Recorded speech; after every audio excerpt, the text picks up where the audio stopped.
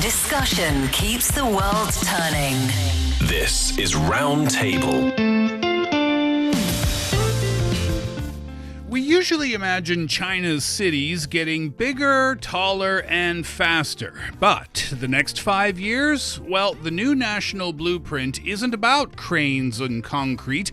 It's about fixing and upgrading and reimagining the places that we already live. So in 2030, will your street even feel like it's in the same city? We're live from our studios here in Beijing. This is Roundtable. I'm Steve Hatherley. Thank you very much for sharing your time with us today. And for the show, I'm with Yushun and Fei Fei. Up first.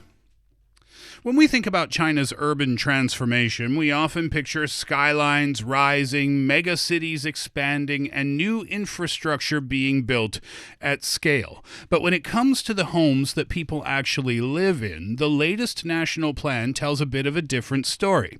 Over the next 5 years, the focus is shifting inward from building more to improving what already exists. So what is that actually going to look like in practice? Yushun and Fei Fei, good afternoon to you both. The kind of upgrades that we are going to talk about today make sense to me because with China's impressive urban expansion that has taken place over the past decades and decades, those buildings are, and not just the buildings, but the infrastructure is eventually going to need an upgrade, and that's what we're going to talk about today. But yeah, the expansion was very impressive over a long time. Yeah, Steve, over the past more than 40 years, China went through, I think, what some would call the world's largest and fastest process of urbanization. And when it comes to the pace of the urban development, we have some numbers that can tell us, for example, according to eHouse, China Research Institute, that houses built in the 1980s account for more than 10% of the country's total housing stock. And when it comes to the 1990s, that account for over 20%. That means a lot of buildings, when it comes to the process of urbanization, are built for residential communities. Yeah. And when it comes to bigger cities, it's even bigger share. Well, I mean, even those two statistics that you shared right there, in the 1980s, 10%, in the 1990s, 20%, that means over the course of 2 decades, over the course of 20 years, you have nearly 1/3 of the homes in existence that were built during that time. That means that around 30% of the houses right now China has aged more than 20 years old. Yeah, exactly. So, yeah, the proportion is even higher, as you said, in many major cities. In Beijing, around 60% of residential communities within this city, six central districts were built in or before 2000. And in Shanghai, the figure is even higher, reaching 61%, especially because we know that there are many ancient historical buildings in Shanghai. And for renovation or a lot of things, it is really hard for them to do so. And they have also very specific and special plans for these kind of buildings. Yeah, and the expansion was fast. We can say that's fast, right? Over a period of 20 or 30 years. So at that time, I'm sure it would have been very, very exciting. All those buildings would have been brand new at the time. They would have been gorgeous. But now time has passed, and with the passage of time, comes age, and when buildings age, then they need to be renovated. Yeah, many buildings, for instance, when it comes to aging buildings, many buildings now, especially here in Beijing, I would imagine same here, same in Shanghai and other cities as well, they suffer issues like cracked walls, peeling facade, roof leaks, and corroded plumbing are quite often in many, many older buildings in Beijing. And especially when it comes to, for instance, rains, these kind of aging pipelines for waters and sewage can cause issues like blockage, like water outage, and also it requires very frequent maintenance, which almost become an issue for residents' daily life. And they're sort of caught in between. If you don't repair this kind of pipelines, you suffer issues like odor, you suffer issues like flooding inside your home. But if you keep repairing them, that can happen very frequently. You need to call some people all the time for this time it happens here, next time it happens, I don't know, one centimeters away from the old place. Right. It's just very headache. Yeah, so when you have this type of essential infrastructure like electricity and gas and drainage systems, ideally you'd like to have those in service for a very specific period of time, but it happens where they will be in service longer than what they were originally designed for.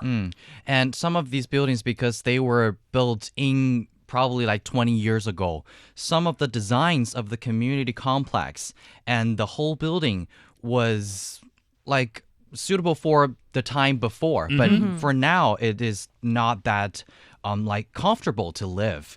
Many older neighborhoods were not designed for today's lifestyles, like parking shortages were widespread. The lack of elevators makes daily life especially difficult for elderly residents, and accessible facilities, public recreation areas, and fitness equipment, and also EV charging stations is also one of the issues.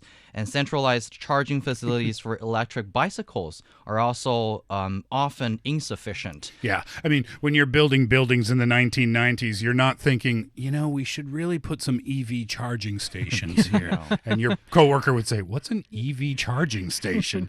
Yeah, it's impossible to see into the future. This happens everywhere in the world, right? Things change, circumstances change, people's needs change, and that means that the buildings and the infrastructure, what's required or what's desired, changes as well. Yeah, I think in the past, especially when it comes to parking shortages, I mean, it's a very important issue, and it causes even, disputes among neighbors and even communities. Is that in the 1990s, I think China didn't really have a lot of private car ownership, but now it's one of the biggest private vehicle market in the world. I think the latest number has it, China's car ownership hit 370 million by the end of June.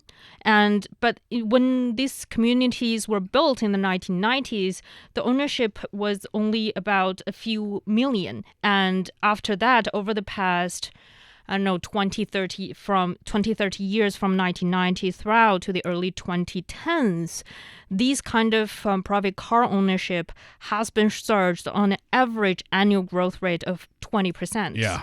So it's also very unrealistic to ask for one developers to think 20 or 30 years beforehand. Of course. I mean, going back to the 1970s, the country had 1.36 million civilian automobiles on its road. That's a fun statistic to know.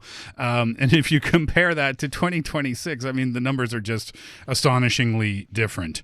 So yes, it makes sense when you talk about parking spaces for buildings that were built in the 90s or early 2000s. It just wouldn't have been on the designers' radars to put adequate parking for the future. I don't even need the numbers to understand the disputes that you were saying, Fei Fei, because I am living in an older community complex, and it's probably older than me. And the whole community is packed with private cars. And I try to drive in a car inside, and because I'm a new driver. But the thing is, it is probably the most difficult thing for me to drive through this community. Stressful, right? It's stressful. How's your new driving going, by the way? We haven't checked in about a year or so. It was fine unless except driving in my community complex. Yeah. Right. So those are the issues, and again, these are issues that are inevitable. They're going to happen everywhere in the world. The question is, how is the country addressing these problems? Well, actually, before this year, between 2021 to 2025, there have been urban renewal projects happening in cities and some places. For instance, when it comes to the parking spaces that we just talked about, across the country, they've added over 3.4 million parking spaces. But it is far from enough. And that's why that brings us to the latest plan called Urban Renewal Plan that's spanning from this year to 2030. They're adding more such facilities in communities and, renovating more residential buildings that especially aged over the year 20 years old. And I think another fun link to think about this story is that as developers or governments going through this urban renewal plan for instance, one residential complex, other complexes that were built, for instance, 10 or 5 years ago are also aging. So it's sort of an ongoing snowballing process that you need to think about. So then let's talk about the specifics of this. It's called the Urban Renewal Plan during 2026 to 2030. It came out this year. It's brand new. And the plan's not just about housing. It covers everything from, yes, residential buildings, but also city planning, also historical sites. Those are included in the plan. And the government also set up specific standards for urban renewal, too. They're encouraging and setting up standards to make sure that this kind of urban renewal to go through smoothly. And China is also addressing some of these housing problems by transitioning from building new districts to improving the quality and safety of existing housing stock. And the strategy moves beyond just simple repairs to focus on holistic housing life cycle approach through some key initiatives. Okay, so what does that sounds like it's from a government report, which it is. But what does this actually look like for us then?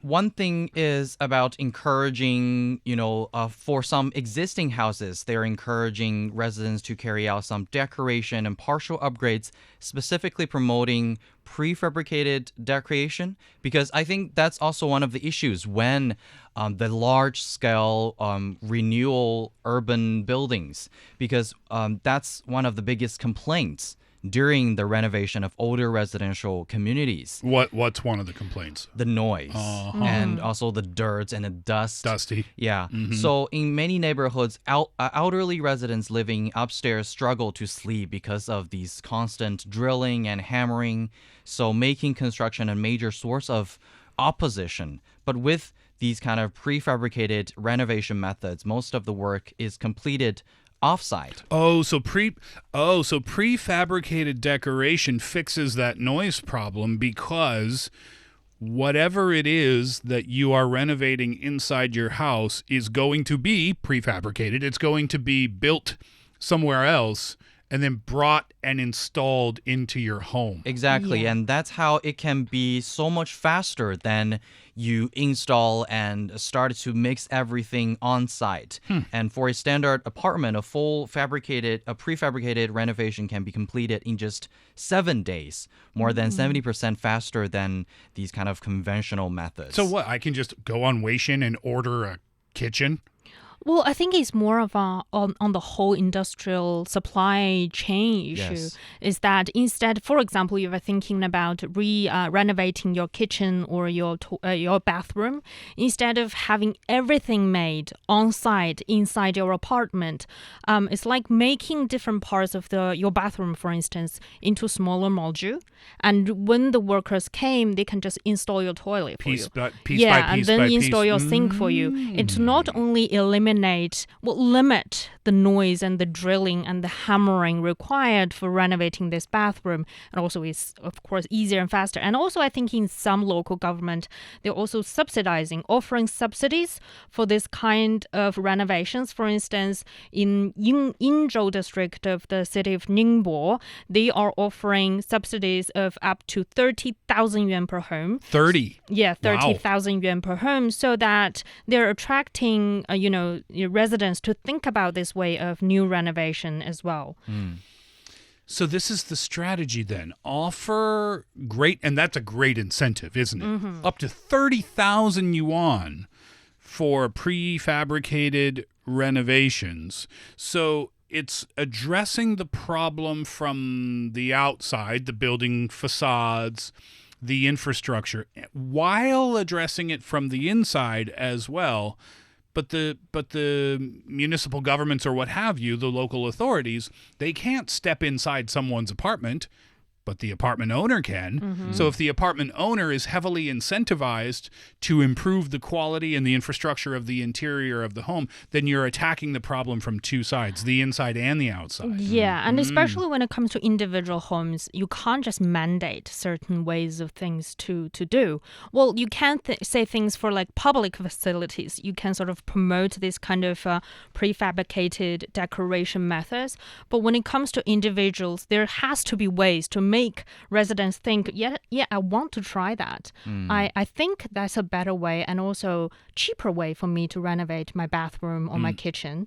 And apart from that, I think another major push is basically targeting the population, the change of population. For example, for the aging population, for those with limited mobilities, as part of the urban renewal plan, they are also pushing for age-appropriate and barrier-free modification for, individual homes. And these are the types of changes that, again, would not have been included in the original construction in the 1990s, because we've talked on Roundtable before about China's aging population and how the aging population has different needs, and the government is trying to do things to make things as comfortable as possible because that group now represents a large portion of society. Yeah, and also I think the community itself is changing. Maybe that community back in the 1990s are a bunch of 30-year-olds. They feel very confident and capable of climbing 6-story, stairs and back to home. With no elevator. Yeah, but now, 30, 40 years later, they need elevators to get home, and that can be challenging for them. And also on a community level, I think, when it comes to what you can do in your community. For instance, in my community, they are sort of trying to make use of a lot of vacant buildings inside of our community and transform them into like a small community centers with different functions. I think in one particular center, they are offering canteens for elderlies on the first floor. And then on the second floor, you can have a daycare center. And maybe on the third floor is a public library that you can just go inside and study or work. So they're sort of making transitions so that, well, in the past, in the 1990s, I don't think people would spend a lot of time, for instance, in libraries. But on one side of the story is that people don't think reading was that important back then. But now more people want to read. And another thing is when it comes to daycare centers, more and more people are willing to send their, for example, 2-year-olds to daycare centers so that they can get back to work, they can have a few hours of themselves, and they are in need of this kind of facilities. But when it comes to the market, for private sectors, it's also very difficult to build up that capacity within a few years of time. And that's when it comes to this public involvement, setting up a space where you can have this kind of services in a way of public and private cooperation is sort of meeting people's current living needs. Making the communities even more livable. Yeah. And that points to another factors I think under this plan is about the use of smart technologies at homes. And it's not only about implementing a smart TV, encouraging to buy a smart TV or building better routers. Yeah, because it aims to build a kind of comprehensive smart... Wouldn't that be funny if China's 5-year plan was about building better routers? Well, it's part of the plan, but it's not everything. Right. Well, actually, yeah, it is actually not a joke. When you are considering a good living environment, you consider now a good network. And actually, a good network does not only require require you to contact with your like internet service provider. It actually require you some kind of infrastructure that needs to be installed in your building. So when you, for example, when you want to install a like internet in your home, the service provider will first check on the address that you're living in and check if your building has the capability of installing that fast speed internet. So you're talking about drilling and installing like fiber optic cables in the walls and things like that?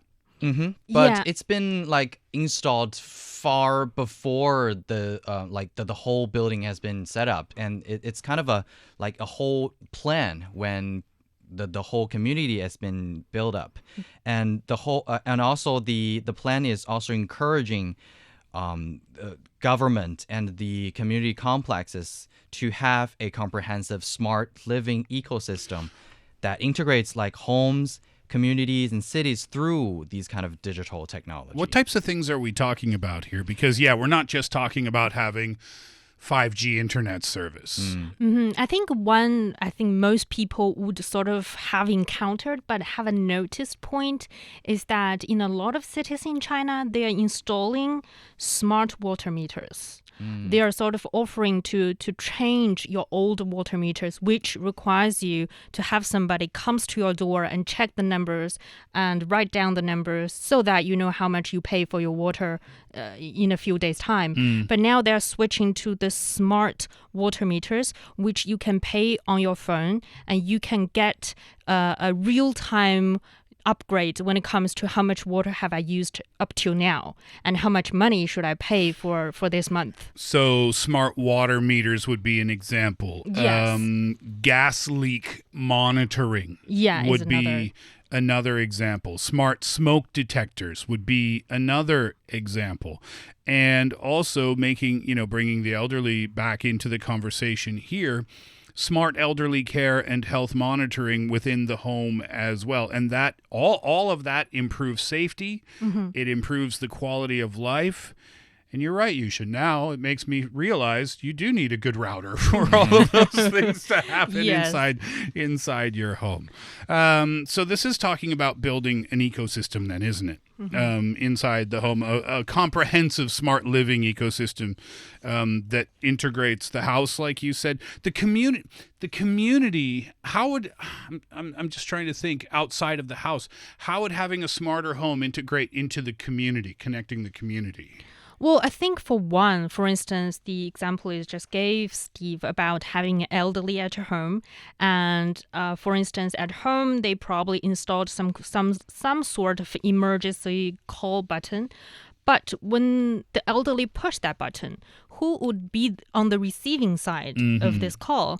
And when it comes to making that all online, for instance, I think some of my friends who worked in communities are saying that they are sort of thinking about things like an online platform or an app on your phone. When the elderly, for instance, are in need of help, they can press some buttons on that application, and then medical services or housekeeping or building maintenance, or in case of emergency, can be notified. And also, when we're thinking about coming back to the smart water meter, which I'm obsessed with, when we're talking about saving waters, making better use of the water resources in many cities around the world, we also need some sort of monitoring system to get a bigger picture of how much water are used in this in this area of urban life, and how much water is wasted, and how much water is going to the sewage, how much water is going to households. So by implementing this kind of smart water meters in both households, residential compounds, office buildings, or even factories, you can have that bigger picture. And then you can think about, what is the big plan for the next step. And they're doing it all over the country already. 27 provinces, across 27 different provinces, cities are putting out real-time monitoring platforms where they're using sensors, they're using geographic information systems, they're using digital twin technology. We talked about that before, where you build a digital twin so that you can use that digital twin to see what would happen if. Those are great for what if situations, so that you can prepare yourself when things go wrong. Tech to track the condition of gas, water, draining networks, all of it. All of it working together is the connection to the community. That's why I think what we said is it's been there. The plan of the urban renewal plan has been there for several years. These kind of things, they were not there, of course, when the building was built. But now, what we can see is that, of course, they are not using the super high-tech technology for these older buildings. And I think it is about popularization. It's about, okay, now every household has a telephone that you can directly call to the front desk of this community complex. That is about the convenience. It's about there is a new gate in this building. You don't need to care about probably the basic safety of the whole building. So it's probably not the latest, most high-end technology that we are talking about, but it is the basic quality of life that they can improve. It's raising the floor. It's not necessarily pushing the ceiling into the year 2300 or something like that, but it's raising the floor so that it improves the quality of life and the infrastructure for everyone. But I do have a question, though. So you want to go into communities and you want to improve buildings. You want to improve infrastructure. But I would have to assume that some buildings in some communities are degraded to the point where they are beyond fixable. So what happens in that case then? Well, I think first of all is that the plan is encouraging governments to create their own map of the different conditions of different buildings and houses in the area. For instance, if some buildings are just deemed to be very dangerous to live in and is beyond the capacity or being too expensive to have it fixed, then of course it can have they can start to talk about demolish them and rebuild new ones. But I think first of all is that they need to have this kind of a bigger picture of how many houses are they talking about within their city areas, and what are the new plans if they are thinking about demolishing and building new ones. So it's when it comes to demolish and rebuilding, the plan actually supports models where old and unsafe buildings were torn down and rebuilt on the same site, so to provide residents with modern and safe homes. What about older communities within an urban area? Because we see this a lot in China's cities. Here in Beijing would be a great example. You've got the modern skyscrapers, but directly next to those you have the hutongs, which are the old alleyways with the traditional communities and the old style homes, which have been there for even before the 1990s or 1980s. So what happens there? Yeah, that's what we call the urban villages. They are the kind of former rural village that has been surrounded by urban development during the rapid urbanization, but still retains its collectively owned land and many aspects of its traditional rural way of life. And it is also very, very, I think, popular and common in some major cities like Beijing. Beijing has 501 urban villages. Also Shenzhen, like Guangzhou. So there are several ways, and this plan is also focusing and I think paying attention to these kind of scenarios. So eliminating some safe hazards that could happen, because urban villages are often characterized by extremely high building density and also blocked fire access routes and these kind of tangled connected electrical wires. Yeah, right. And these neighborhoods are very, very tricky to do any sort of renovation or reconstruction because they are alleyways, right? These are very narrow streets and it's like you go into a hutong and it's almost like a maze sometimes, right? You can easily, it's wonderful, it's beautiful, you can easily get lost in there, but the streets are sometimes so narrow in there that you feel like there's no way a car can fit in here, never mind some sort of reconstruction equipment. Yeah, and also that's why when it comes to on this kind of community level, it poses really challenges for the community workers to, first of all, get a bigger, full picture of who is living there, what conditions are they they're living under. And I think another bigger part when it comes to these areas called urban villages that they don't have the equipment or services that we talked about before, like the community center that we think are also very essential to daily lives now. And I think that's why when it comes to this renewal plan for urban villages, it's not only about enhancing the safety measures and building or building new homes. It's also about giving them more services. For instance, when it comes to education, daycare centers, supermarkets or any markets or health clinics, that it also can making these residents living in these urban villages also feel comfortable, confident, and happy to live in. It's not just about the buildings that people live in. It's not just about homes. It's about, and we've mentioned it a couple of times already, but I want to talk a little bit in more detail about it. The pipelines that run underneath these homes. There are thousands and thousands and hundreds of thousands of kilometers of underground pipes that, of course, need to be maintained. This is for gas. This is for water supply. It's for sewage and drainage and even heating. So what's the plan to deal with those? Well, it's a very comprehensive and also big plan. It involves investments about 5 trillion yuan. And when it comes to the programs of renewing or upgrading this pipeline system, they have like different scenarios. For example, for aging residential infrastructures, old water supply systems in many urban neighborhoods are being replaced with new pipes.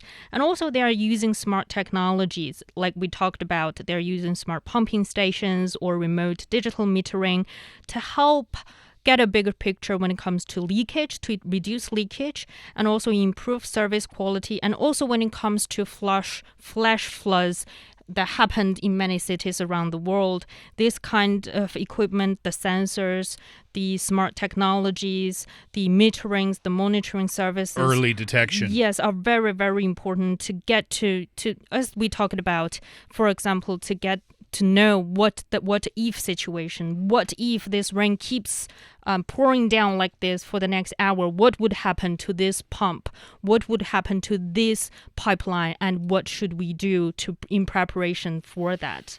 And I think that is also one of the challenges when it comes to modern urban planning, is that we are running into situations that no one have ever thought about it, even 5 years before. Sure, yeah. And we need to prepare for that. Well, in the end, China's housing story, it's an interesting time, isn't it? Because it's moved from expansion to improvement now. And it's not about building more and more and more and more. It's about making what we have better, which means safer infrastructure, safer structures in general, more reliable infrastructure, more livable communities where the people who live in those communities feel safe and happy and fulfilled. And that's the direction we're going in right now. It's a big story. It's a big project, which is why it's probably going to take the 5 years that they had planned for it.